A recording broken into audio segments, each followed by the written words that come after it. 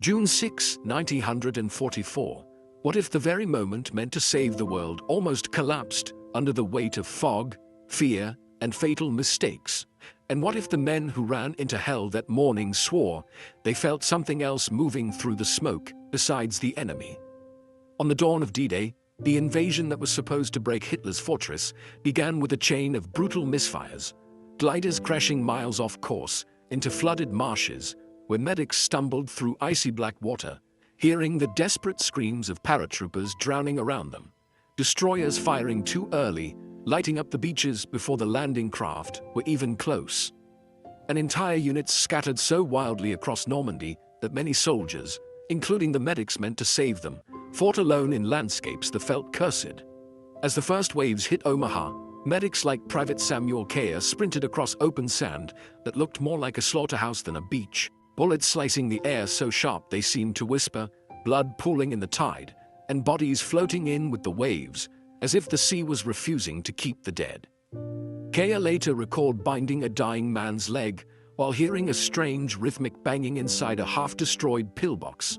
When he crawled closer, expecting a wounded German, he found only shattered helmets clattering in the wind, the sound echoing through the concrete like some trapped spirit pounding to get out. By midday, the miscalculations grew worse. Naval bombardments had missed most German bunkers, tanks meant to support the medics sank under the waves, and unarmed stretcher teams walked straight into machine gun fire because smoke from the burning landing craft hid enemy positions so completely that every shadow looked like a muzzle flash.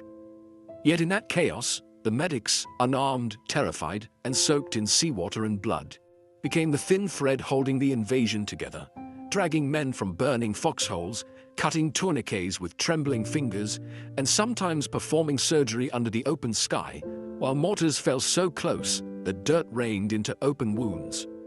One medic, Corporal Henry Vale, swore that while treating a soldier near Vierville, he saw a figure moving in the fog, tall, slow, and silent, walking straight through machine gun lines untouched, vanishing just as the gunfire stopped for a heartbeat, leaving only the smell of wet earth and cordite behind. He never knew if it was a man, a hallucination, or something darker watching history unfold. By nightfall, the beaches were secured not because the plan went right, but because thousands of men, especially the medics, refused to let the MISFIRES become a massacre. They stitched lives back together while stepping over bodies that seemed to stare up at them, as if begging not to be forgotten. And now the real question, one that pulls viewers straight into the heart of this horror-touched history, still hangs in the air. If just a few more misfires had hit their mark, would D-Day have become the Allies' greatest victory or the world's most haunting disaster?